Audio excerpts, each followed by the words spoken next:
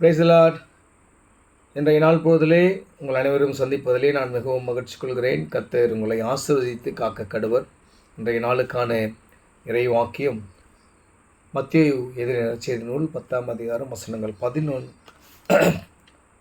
13. ஒரு வீட்டுக்குள் பிரவேசிக்கும் போது அதை வாழ்த்துங்கள்.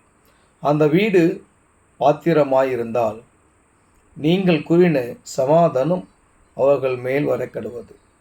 பாத்திரமாயிராதிருந்தால் நீங்கள் கூறின சமாதானம் உங்களிடத்திற்கே திரும்பி வரக்கடுவது. அருமையானவர்களே, நாம் ஒரு வீட்டுக்குள்ளாக பிரவேசிக்கும் போது அவர்களை வாழ்த்த ஆண்டவர் கற்றுத்தருகிறார். இப்போது நம்ம அநேக காரியங்களுக்கு செல்வதுண்டு.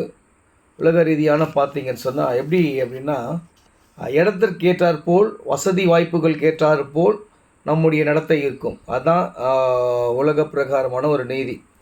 நல்ல ரிச்சான ஒரு இடத்துக்கு போகிறோன்னா நம்மளை ரிச்சானவங்களாகவும் காட்டுக்கும். அங்கே பேசும்போது ஒரு ரிச்சானவங்களாக இருப்போம், அவங்கள புகழ்ந்து பேசுவோம்.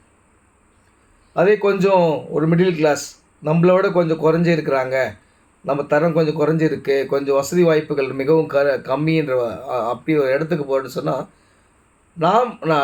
அவர்கள் நம்மை பற்றி பெருமை பாராட்ட நாம் எதிர்பார்ப்போம். ஆனால் இங்கே வேதாகமம் சொல்கிறது, நீங்கள் ஒரு வீட்டுக்குள்ளாக பிரவேசிக்கும் பொழுது அந்த வீட்டை வாழ்த்துங்கள், சமாதானத்தை சொல்லுங்கள். நீங்கள் கொடுக்குற அந்த சமாதானம், நீங்கள் சொல்கிற அந்த சமாதானம், நீங்கள் சொல்கிற அந்த வார்த்தைகள், வாழ்த்துதல் அந்த வீட்டுக்கு பாத்திரமாயிருந்தால் அது அவர்களுக்கு அருளப்படும். அப்படி அந்த வீட்டுக்கான அது அந்த வீட்டுக்கு அந்த சமாதானம் இல்லை, கடவுளுடைய அந்த சித்தத்துக்குள்ளாக இல்லாத ஒரு சண்டை சச்சரவுகளாக இருக்கிற ஒரு வீடாக இருந்தால் நீங்கள் கூறின அந்த வாழ்த்துதல் உங்களிடத்துக்கே திரும்பி வந்துடும். எனக்கு அருமையானவர்களே, இன்றைக்கி நாம் எத்தனை பேர் இதை நாம் கடைபிடித்து கொண்டு இருக்கிறோம். ஒரு இடத்துக்கு போகிறோம், ஒரு வீட்டுக்கு போகிறோன்னா அந்த வீட்டில் இருக்கிறவங்ககிட்ட ஒரு வாழ்த்தை சொல்லி சமாதானமாக இருங்க, கர்த்தர் உங்களை ஆசீர்வதிப்பார் நம்ம ஏன் சொல்ல மாட்டேன்றோம்? ஏன்னா நம்ம சமாதானமாக இருக்கிறோன்னு நம்ம அவங்கள வாழ்த்தும் போது கர்த்தர் நமக்கான பலனை கொடுப்பார். அப்படி தான் அழகாக சொல்லுது, நீ எப்படி நேசிக்கிறியோ அப்படி தான் பிறனை நேசிக்கணும், இல்லையா?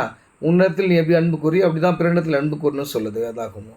அதனால் இந்த வாழ்த்துதல் கர்த்தருக்கு சித்தமாக இருந்தால் அது அவங்க என்ன பண்ணுவான், வாக்கியம். அப்படி இல்லை அப்படின்னா அது நம்ம இடத்துக்கே திரும்பி வந்துடும். அதனால் இனி 2 காலங்களில் நாம் எங்கே சென்றாலும் அந்த குடும்பத்தை நாம் வாழ்த்துவோம். அந்த வாழ்த்துதல் அந்த குடும்பத்தை வாழ வைக்க கர்த்தர் கிருபை செய்வாராக. ஆமென்.